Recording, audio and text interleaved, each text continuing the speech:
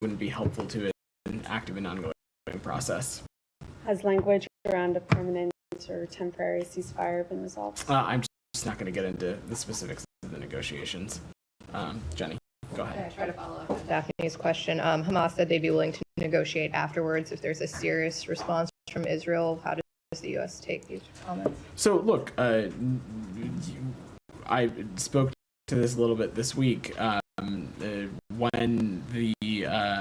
When President of the United States, the President of Egypt, and the Emir of Qatar put out that statement last week, we saw very quickly that the government of Israel confirmed that their team was going to be present and will be at the ceasefire talks that are starting tomorrow, and that they are prepared to finalize the deals that are on the table. I'm not going to get into more specifics beyond that, and we'll just leave it there. Does the U.S. consider the proposals from the Israeli government to be keeping in the spirit of what the president outlined at the end of May? So our point of view is that the contours that the president outlined at the end of May very much continues to be what is shaping this conversation, but beyond that, I'm just not going to get into the specifics of the negotiations.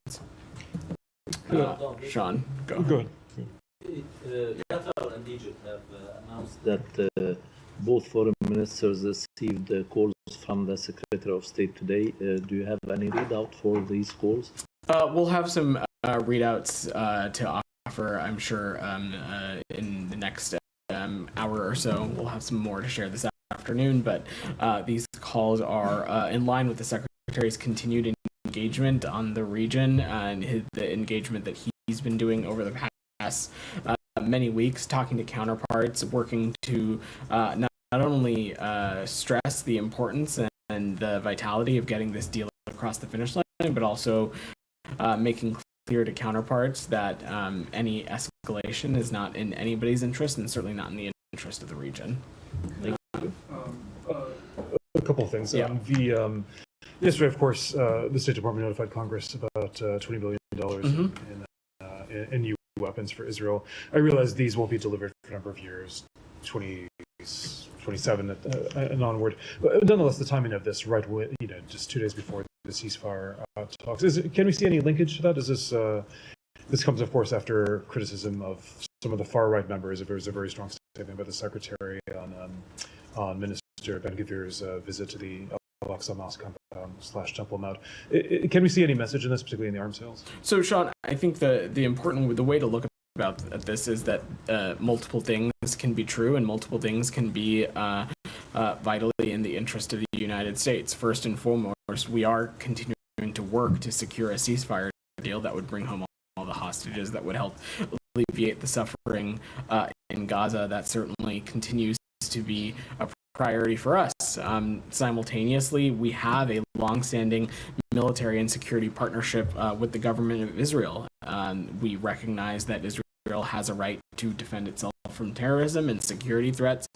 We also acknowledge and have talked a great deal about how Israel continues to face a myriad of threats in the region, not just from Iran, but also from its proxies, such as Hamas, such as Hezbollah, such as the Houthis. That's very much in line with what we've been talking about this week. And also it is true, Sean, that there are actions that we think are counterproductive. We think they are a detraction from peace and stability in the Middle East. We also think that they are detractions from Israel's own security. Those things include what we saw Minister Ben-Gvir do yesterday. It's also when we see things like settlement expansions or things like that.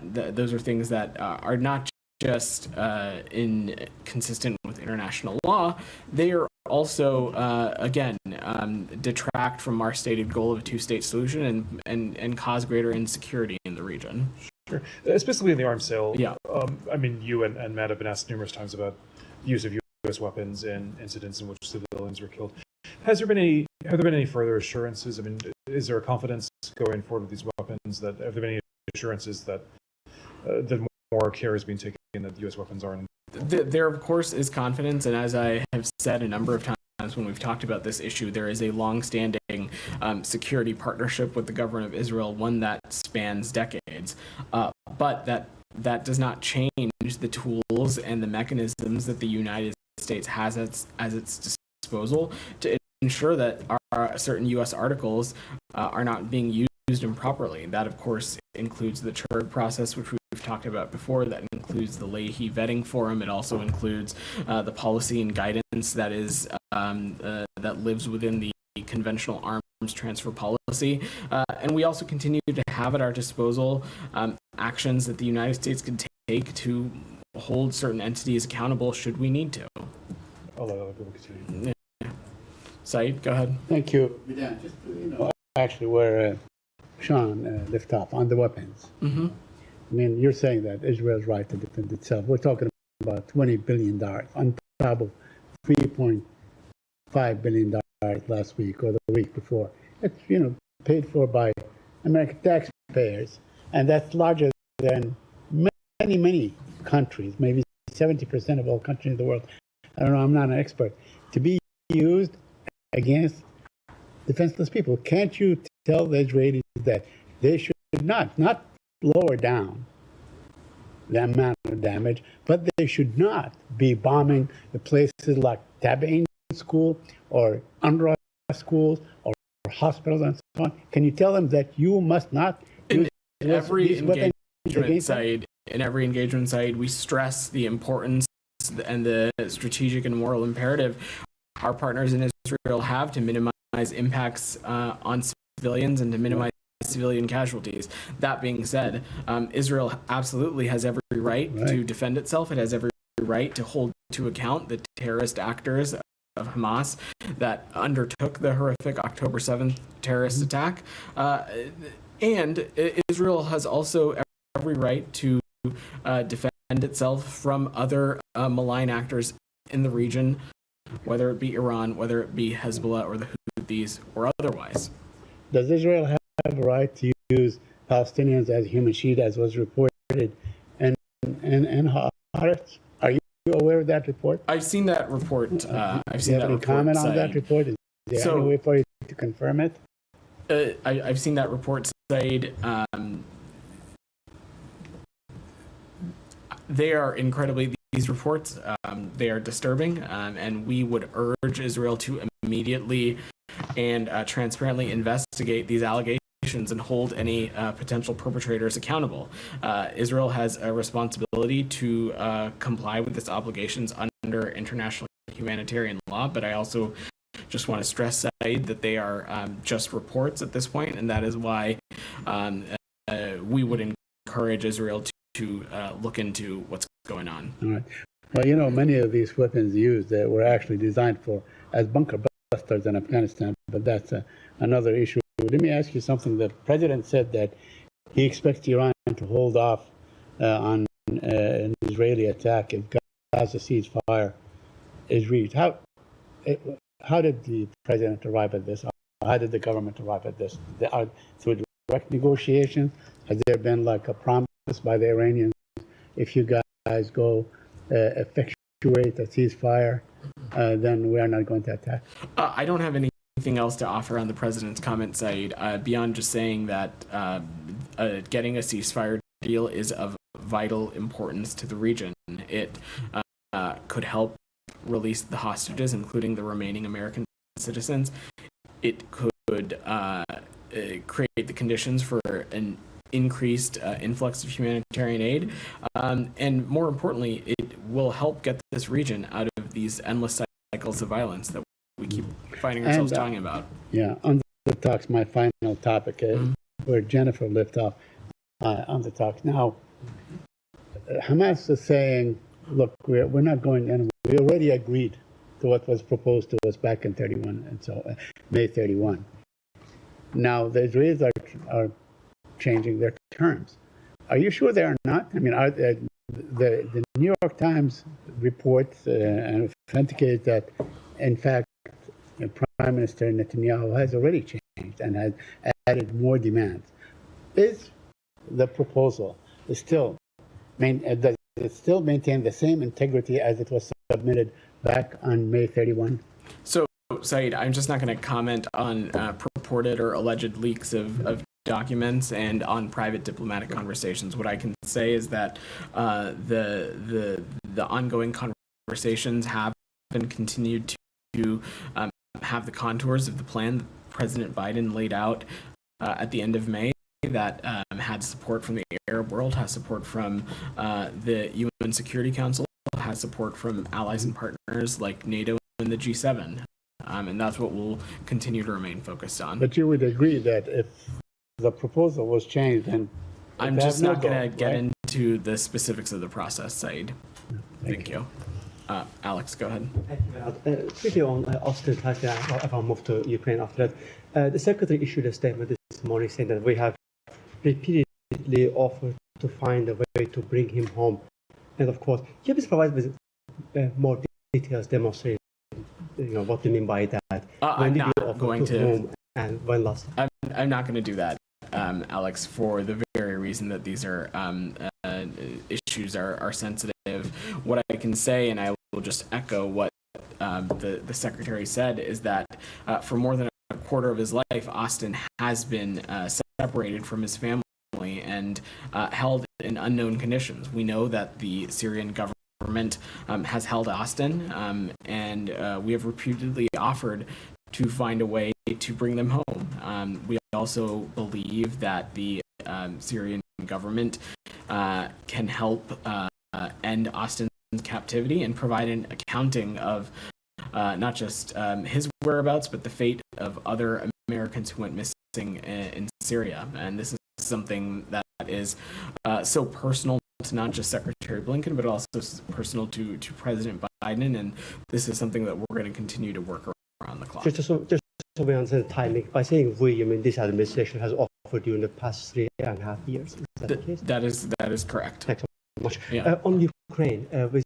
Assistant Secretary O'Brien being in here, can you give us basically latest update? Do you have better sense of the situation on the ground? Look, Alex, our engagement with Kyiv and Assistant Secretary O'Brien's visit continues to be in line with this administration's long support of our Ukrainian partners.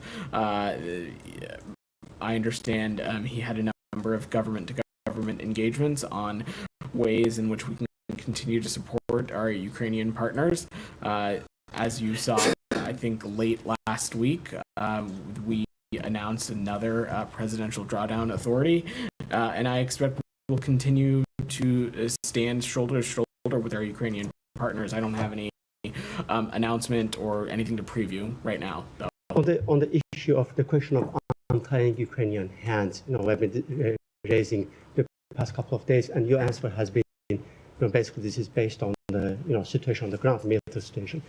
Now, with Ukraine changing the front line well back into Russia during the past couple of days, why still letting Putin enjoy sanctuary inside Russia? So I'm just not going to preview any actions, Alex, and I will let our Ukrainian partners speak to their own military operations.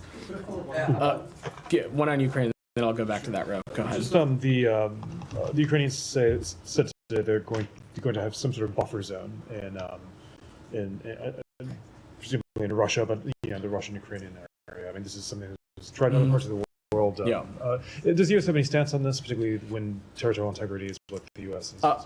I don't have any immediate reaction, Sean. I'd have to have our team look into further what exactly our Ukrainian partners are referring to and what the contours of such a plan would be. So I'm happy to check and get back to you. Thanks. Sure. Go ahead. Are you able to say whether U.S. weapons are being used in the offensive in Kursk? I will let our Ukrainian partners speak to their own military operations. And what concerns, if any, does the administration have about U.S. weapons potentially being used in the offensive? Look, Daphne, I think we've danced around this issue this whole week, and I will echo what I said to Alex and a couple others. Again, the only reason that you and I are even having this exchange is because Russia is a country that in February of 2022 attempted to subjugate Ukraine's borders illegally and in total violation of the UN Charter. And so our response responsibility as the United States is to continue to stand with our Ukrainian partners. That's what we'll do. As it relates to some of these specific activities, the U.S. has not been engaged or involved in any of the planning or preparation for that, but we continue to have a responsibility and will stand with our Ukrainian partners as they defend themselves. So is the U.S. okay with it if Ukraine does use U.S. weapons in this incursion? Our policy has not changed, Daphne. Shannon, go ahead. On Russia, an American national, Joseph Tater, was detained by Moscow for allegedly starting a fight in a hotel. Do you have any information on this case? And is there any indication that Russia is looking to pick up another American for leverage? I don't have specifics, Shannon, given privacy concerns. What I can say is that we're aware of these reports of another American citizen being arrested in Russia, and we're working to get as much information as we can, working to ascertain the consular situation and see if consular access is available, but I don't want to speculate beyond that. And on a separate topic, Yeah. if I can, Hunter Biden's legal team has confirmed that he reached out to the U.S. ambassador to Italy when his father, the current president, was vice president, about potentially closing a lucrative deal for Burisma. Do you have any information on that? Can you confirm that what Hunter Biden's legal team is saying, that there was no meeting, nothing productive came from that outreach? So, look, I will. The department would defer to Mr. Biden's representatives on any questions as it relates to his correspondence. I will say that the documents that you're referring to were released as part of an ongoing Freedom of Information Act request, and as consistent with longstanding department policy, we will be. Those documents will be made available to the public in the coming weeks. We do not have any additional perspective to offer on the production of these documents, given that it is tied up and as part of ongoing litigation. But broadly, let me just say, individuals from all over the world and from varying sectors seek counsel, advice, information from our ambassadors and principal officers at our embassies and consulates around the world. The department takes every responsibility to evaluate those requests on their merits, and we act appropriately. And on those documents, the timing, the New York Times has been seeking them for quite a while. They were only released after the president announced he wouldn't seek re-election. Is there anything to that timing? And the initial letter from Hunter Biden was never released by the State Department. Will the document be made available? I would not read into anything into the timing. These FOIA processes are long, robust processes, and they are frankly independent of what else is happening in the world, but I'm happy to check if we've got anything else to offer on the timeline.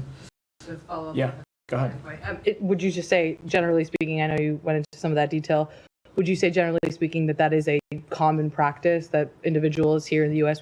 would reach out to embassies internationally and Are you their asking guidance? me if American citizens reach out to embassies and consulates For around their guidance world? and for specifically for introductions So, or meetings, et cetera? as I said, American citizens of varying backgrounds, of varying from varying sectors of the world reach out to our embassies, either directly to staff, either directly to our ambassadors or our principal's officers, seeking advice, seeking help, seeking a question, looking for information, looking for a question answered. And the department, we look at that and we act on those based on the merit, and we act appropriately in every instance. Michelle. Yeah, can we go back to the Middle East Sure. again? I know that Mr. Hochstein works for the White House, but he was in Beirut today. Did he make any progress in his discussions there? And did he bring to the table any new ideas or offers? Again, I'll let, as you so note, Mr. Hochstein works at the White House, and I will let them speak to any specifics as it relates to travel. But senior administration officials across this government are laserly focused, whether they work here at the State Department or elsewhere, on doing everything they can to get this ceasefire deal across the finish line, or doing everything they can to de-escalate tensions and make clear to any relevant actor that escalation is not in anybody's interest. On Iran, Yeah. the cyber attack targeted the central bank of Iran today and the bank's sector. Do you know who was behind the attack, and do you have any comment on that? I don't have any information there, Michelle. And on Sudan too. Okay. On Sudan, Yeah. if you don't mind, what do you expect from the Switzerland talks on Sudan in the absence of the SAF? And why did the US insist on inviting UAE to the talks when SAF considers it involved in the conflict? So today's opening session included international and technical partners. That included representatives from Switzerland, the Kingdom of Saudi Arabia, Egypt, the UAE, the African Union, the United Nations, and we are there with the laser focus on ensuring that the SAF and RSF comply with their Jeddah commitments. In the Jeddah Declaration, both the SAF and RSF committed to expanded discussions to achieve a permanent cessation of hostilities. We call on both sides to honor these commitments and to participate in Switzerland. What is happening in Sudan right now is one of the most dire humanitarian situations in the world, and so there is a moral responsibility for the United States and other like-minded partners to try and come together and see what else can be done to help alleviate that situation. I'm not going to get ahead of the talks beyond that, but these talks are going to move forward, and we expect them to continue. Lalit, there's a What couple about more on the Middle East. Let me get to that, and then we What can come about back the to UAE? Vedant? Why did the US invite the Michelle, UAE? there are a number of relevant countries who have a vested interest in seeing a cessation of hostilities in Sudan, and so we welcome any country that shares that like-minded goal to participate. Nadia. Just very sorry. Yeah. Do you expect the Sudan forces to come eventually? We have stressed that they have a responsibility to be there, and we'll continue to make that clear, but I don't have any updates on that. Nadia, go ahead. Thank you. In an interview with AP, a spokesman for Hamas said that he does not believe that the U.S. is an honest broker. And Well, the United States doesn't think Hamas is an honest broker. Okay. So basically, if he says that, and he said that they accepted the president proposal, but you guys are not willing to publicly criticize the Israelis, especially Netanyahu, who obstructed these deals many times. Why do you believe that Hamas now is the onus on them to show up in this negotiation? What makes you confident that they have to come? I'm not They're not going to come. Nadia, I know you were a couple minutes tardy. I'm not going to get into the specifics of the negotiation process. What I can say is that our partners in Qatar have spoken to us about making sure that there is representation from Hamas so that these talks can go forward. I'm not going to get ahead of that process. I spoke a little bit about that this week as well. More importantly, though, what is vital here and what no one should lose sight of, whether it's Israel, whether it's Hamas, whether it's any entity, is that this deal is so vitally important for the region and its future. When we are talking about the release of the remaining hostages, including American citizens, we're talking about doing whatever is possible to get an influx of additional humanitarian aid, but also creating the diplomatic conditions to have serious conversations about the future of the region and getting us out of these endless cycles of violence. Okay, considering that you have seen so many U.S. diplomats in the region, including Brett McCarthy in Cairo and Hofstein in Beirut and William Burns in Doha, and there was talk about the secretary adding into this trip. How do you see success and failure, considering the intensive efforts that the U.S. government is putting on this Nadia, what we are laserly focused on is doing everything we can to get this deal finalized, agreed upon, and across the finish line. And you have officials across the administration focusing on that. I will let various other entities speak to their own principals' travels, but the secretary, as you know, we spoke a little bit about it as you were walking in. He's had a number of calls this morning that we'll read out in more detail later, but also has been working the phones over the past many weeks with a clear message to anybody who's on the phone with that this ceasefire deal is of vital importance and we need to do everything we can to get it done, and that escalation is in no one's interest and certainly not in the interest of the region. Okay, and just finally, I don't know if you answer this question or not, but you often condemn Hamas for using Palestinians as a human shields, and there is this big investigation now by an Israeli newspaper saying that the Israeli army has systematically using Palestinians as a human shield because they believe their lives is superior to the Palestinians.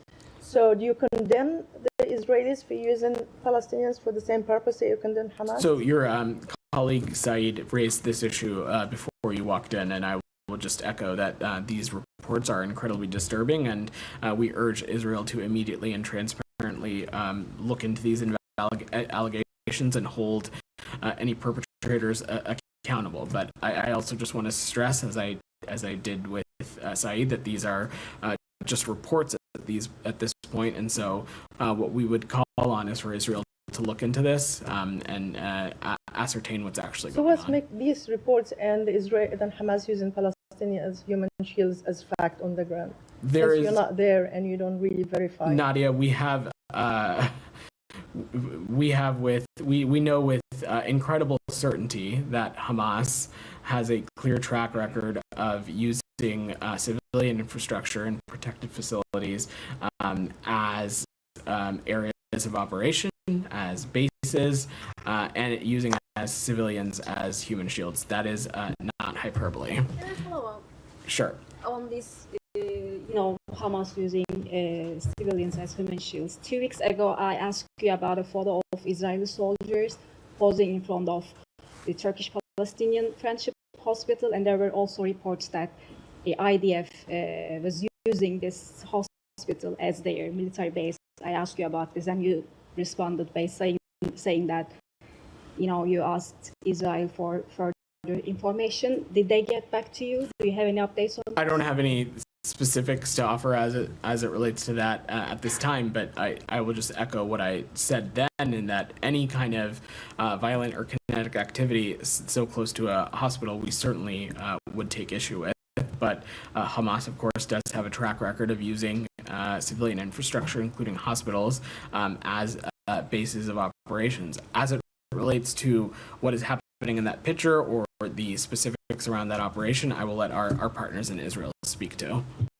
Can I just follow up on some of that? Yeah. In the absence of this ceasefire forced Israelis agreement, can you give us an update on what you think the achievements of Israel's military campaign in Gaza are? Pardon, Tom, sorry, I couldn't hear you. Do you have an update on what you believe the achievements of Israel's military campaign in Gaza are?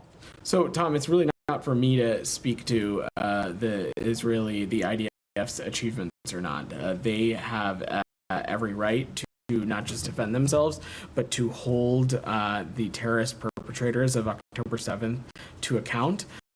They also, we share their stated goal of defeating Hamas, and that continues to be what we're focused on as well. In part of when we talk about the future of the region, when we talk about what we want to see for the region and the diplomacy that we hope a ceasefire can unlock, we talk about ensuring that the Gaza Strip can no longer be a springboard of terrorism on the Israeli people. And part of that includes the defeat of Hamas. And that is a line of effort we, of course, support. I mean, I asked the question because it was the 29th of May that the Secretary said it was appropriate to ask how incremental gains against Hamas stacked up against what he described as the unintended but horrific consequences of military action when you're going against people who are embedded with civilians.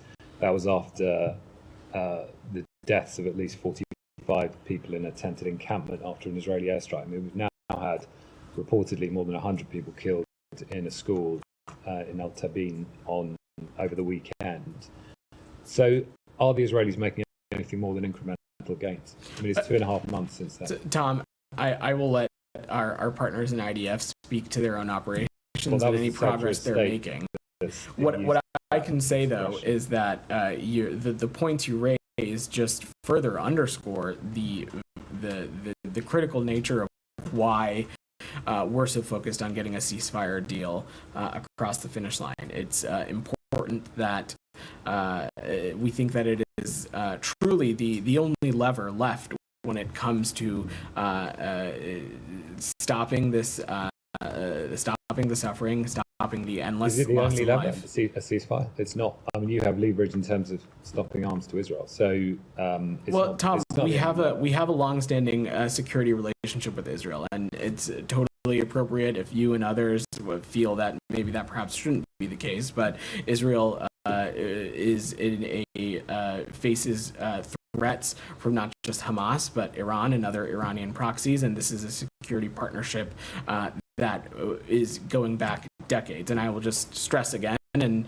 Sean rightfully added it at the onset of his question, that the security systems that were notified yesterday, we are talking about systems, some of which would really have no use in such a conflict in Gaza in the first place, but also we're talking about systems that the earliest some could be delivered is 2026, with the vast majority of them falling somewhere between 2027 and 2029. Okay, but I mean, when you say it's the only lever, I'm just asking a question, you know. But the point is that the secretary 2.5 months ago described incremental gains against Hamas.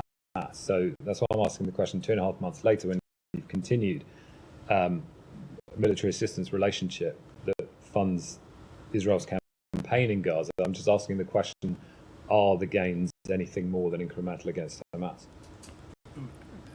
Tom, we've come to the conclusion that what the best thing, the best path forward is for this ceasefire deal to get across the finish line, and that's what we are lazily focused on. DR, go ahead. Sure. Sorry. Several U.S. officials have said that it's actually not possible to achieve total victory in defeating Hamas. Given that, does the U.S. really share Israel's goal of defeating Hamas? We do. And we think that a ceasefire deal is the first step in a direction of ensuring that the Gaza Strip can no longer be used as a springboard for terrorism against the Israeli people. And do you think it's achievable? Again, I will let our Israeli partners speak to their own operation, but we are committed to doing everything we can to make sure that we get this region out of this endless cycle of violence, and that, again, the Gaza Strip can no longer be used as a launching pad for terrorism against Israel. DR, go ahead. Daphne, you've got like 6 questions. I'm going to work the room. DR, go ahead. There are some reports suggesting that the U.S. and Iraq has reached an agreement about the withdrawal of the U.S. forces in Iraq, and it starts the next month. And also the Iraqi foreign minister is scheduled to visit Washington, D.C. to meet with the U.S. officials on this agreement. Do you have anything to share with us on this? So we have held discussions with the government of Iraq on the future of Operation Inherent Resolve since last year. This includes when Prime Minister Soudani met with President Biden here in D.C. in April. And at no point did we discuss the withdrawal of U.S. forces from Iraq, but we continued to discuss the transition to what we would say a bilateral security partnership, as highlighted in President and Prime Minister Soudani's readout of his call with Secretary Blinken. These discussions are ongoing, and it is a process that builds on previous bilateral strategic discussions, and it's rooted in what I would say, which is our mutual commitment to security cooperation and a shared interest in regional stability. But I don't want to get into more specifics beyond that, and I'm sure my colleagues at the Pentagon can talk more. No agreements been reached between you and Iraq? No conclusive assessment to offer. And do you have any updates on your diplomatic engagement with Iran about their attacks on Israel? Said asked you about the president's comments. What makes you expect Iran is not attacking Israel Israel if you get a ceasefire deal? So look, I'm not going to speculate on any kind of timeline or window as it relates to a response or any kind of retaliation. What I can say is that Secretary Blinken, the president, others across this administration have been deeply engaged in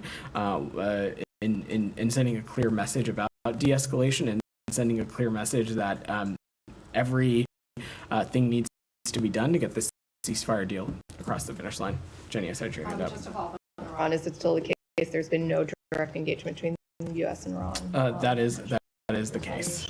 And do you feel that your deterrence efforts have worked, given that there hasn't been a retaliatory act? I just don't want to speculate again on a window or any possible retaliation or response, Jenny. I will use the chance to again echo what I've said, which is that the calls that the secretary has had today, the calls that he's had earlier this week, last week, he is deeply engaged on this issue and using every possible opportunity to not just stress the importance of getting the deal done, but also stressing the importance of de-escalation. And then to follow up on one thing you said in response to that Haaretz report, you called on the Israeli government to transparently look into these. The State Department has called a number of times for the Israeli government to look into reports of abuses. Have they ever gotten back to you with any sort of answers on these reported abuses that are taking place? There is a close information sharing relationship between us and Israel. I'm obviously not going to speak to every single issue or every single incident that's been raised, but there is a close information sharing relationship with Israel, and we in this instance would welcome them sharing more information with us on what transpired. Lala, go ahead. Thank you. I wanted to check with you if US is in touch with India on two specific issues in the region. One, Bangladesh, development in Bangladesh, the security situation, human rights issues, and the restoration of democracy in that country, and also about Prime Minister Modi's trip to Ukraine later this month. Yeah, so first let me start with the second part of your question. I will let the Prime Minister's office speak to any of his own travel. I don't have anything to offer there, but we, of course, are in touch with our Indian partners on a number of issues, and of course would welcome India's engagement in the war between Russia and Ukraine, especially as it relates to ensuring that we get to a just and durable peace that is reflective of what our Ukrainian partners are attempting to do, which is defend their territorial integrity and sovereignty. On the topic of Bangladesh, we have been in touch with our Indian partners as well as other countries in the region to discuss recent events. I'm not going to get into private diplomatic discussions, but we continue to push for an end to violence in Bangladesh, as well as continue to push for accountability and the respect for rule of law. A quick follow-up on Bangladesh. Over the weekend, two Indian-American congressmen, Radhakrishna Murthy and Sri Dhaneda, wrote separate letters to Secretary Blinken, seeking his intervention and help in protecting the lives of Hindus in Bangladesh. Has Secretary received those letters? Is he addressing the issues raised by these two congressmen? So what I can say is that we engage with partners in Congress regularly. I'm not going to get into specific letters or engagements, but let me just note that the interim government, we welcome Dr. Yunus's call for calm and an end to the recent violence of the new, and as well as we welcome the new government's focus on restoring security and the protection of members of minority communities as well. One more on India. Yeah, go ahead. On annual 2+2, given that the Secretary has a very tight schedule this year, elections are happening, do you think the 2+2 will happen this year or will it push to next year?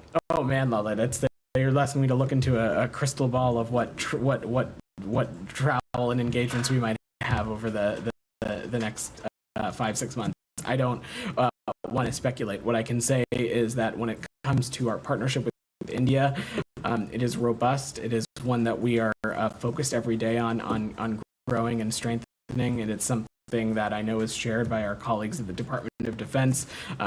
But as it relates to any kind of specific 2+2 meeting or engagement, I just don't have anything to preview One or announce. final one I can ask you. What is Secretary's expectations from the new role that he has given to Rich Verma on Ukraine? Yeah. So to take a step back, Deputy Secretary for Resources and Management, Rich Verma, is going to be carrying on the work that Special Envoy Penny Pritzker has started when it comes to reconstruction and economic issues as it relates to our Ukrainian partners.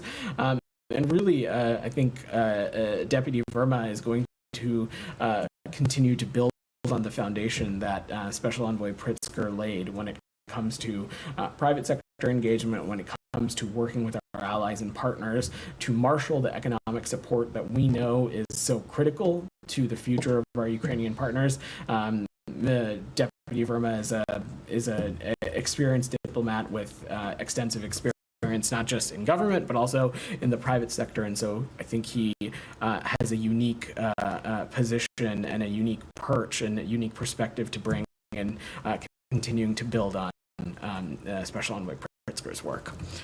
In the blue in the back, go ahead. Thank you, Vedant. Yeah. On Afghanistan, I'm not sure if you've seen, but the Taliban has been posting a video on social media of a military parade online, purporting them showing and operating U.S. weapons. Can you confirm their claims are true? Do you have any comment? To our knowledge, they're first. Let me take a step back. I've not seen the specific video, and so I would have to look at that first. But let me just say that to date, no country has publicly announced that it recognizes the Taliban as the government of Afghanistan, and we continue to, in close coordination with allies and partners, call on the Taliban that they need to substantially improve their human rights record before any normalizations of relations. When it comes to any security systems in Afghanistan that may be remaining, I will let our colleagues at the Pentagon speak to that. I think Admiral Kirby, when he was at the Pentagon during the withdrawal, spoke a great deal about this, and I will not just point back to those comments, but defer to the Pentagon. And a quick question on another region, going down to Central America.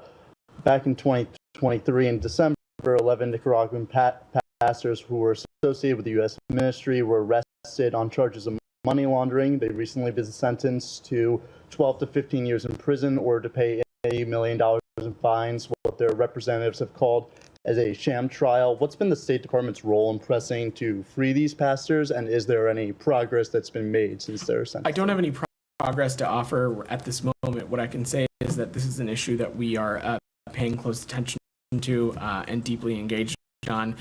The United States maintains that the Nicaraguan government unjustly holds 13 individuals affiliated with the evangelical organization Mountain Getaway in Nicaragua, and believe that they are being held solely for exercising their right to freedom of religion or freedom of belief. But I don't have any updates for you there. Go ahead. Yeah. Yeah, thank you. A spokesman for Iran's mission to the UN told the Washington Post that his government has no intention or motive to interfere in the U.S. presidential election. Is he telling the truth? Well, a report from our Office of National Intelligence would certainly say otherwise. Look, we have long spoken about how Iran has had lines of efforts to maliciously influence elections, not just here in the United States, but elsewhere. It's something that we are consistently vigilant about. As it relates to the United States specifically, I'm happy that I'm sure colleagues at the FBI and Department of Homeland Security would be happy to speak to some of those deterrent lines of efforts. Just a follow-up, what can foreign states like Iran, Russia, or China expect if they interfere in the U.S. election process? Have they or will they be warned or sanctioned for trying to undermine the American public's confidence in elections and exacerbate political polarization? So I'm not going to preview any actions that the United States may or may not take, but with any country, we have been clear and we have been vigilant about stressing to them that they should not maliciously interfere in our elections. Ben, go ahead. Real quickly on Japan, can I get your reaction to Prime Minister Kishida's announcement that he will not run in next month's LDP leadership election, and what are U.S. expectations of Japan's next leadership? So let me answer the second part first. The leadership and the governance of Japan is, of course, up to the Japanese people to determine, and I have no doubt that whoever ends up assuming that position and office, that we will continue to deepen our alliance and partnership with Japan. Let me just say about Prime Minister Kishida, he has been an extraordinary friend to the United States, and we deeply appreciate his steadfast partnership and his visionary leadership. Under his leadership, the Japan and U.S. alliance has been brought to greater heights, and it is truly evolved into a global partnership where we stand shoulder to shoulder with each other, promoting our shared values and interests. His April visit to Washington, D.C., where he met with the president, where he spoke to Congress, very clearly highlighted this, and we were very proud to work with Prime Minister Kishida on during his tenure at the G7, as well as issues surrounding condemning Russia's war against Ukraine. All right, thanks everybody. One more. Oh, sure. Go ahead. Just Thailand. Yeah. Your favorite. Everybody loves Thailand, but the very different political process in Japan. The Constitutional Court has sacked the Prime Minister over the appointment of a minister who had a conviction. I'm not asking you whether the U.S. thinks that people with convictions can run for office, but in terms of this, in terms of the political situation in Thailand, this comes after the most popular politician, Mr. Pito, is also disqualified. Yeah. Does the U.S. have any broader concerns about Thailand? So I saw what you did there and how you asked that question. We are, let me just take a step back, though, to say that we are aware of today's ruling by the Thai Constitutional Court to dismiss Prime Minister of Thailand and the entire cabinet. We are eagerly waiting and look forward to the selection of not just a new prime minister, but also a smooth transition of power. Our commitment to the U.S.-Thai alliance and partnership does not change. There is a shared history here, shared interests and common values between both of our countries, and so we will let this process play out, and I don't want to get ahead of that. All right. Thanks, everybody.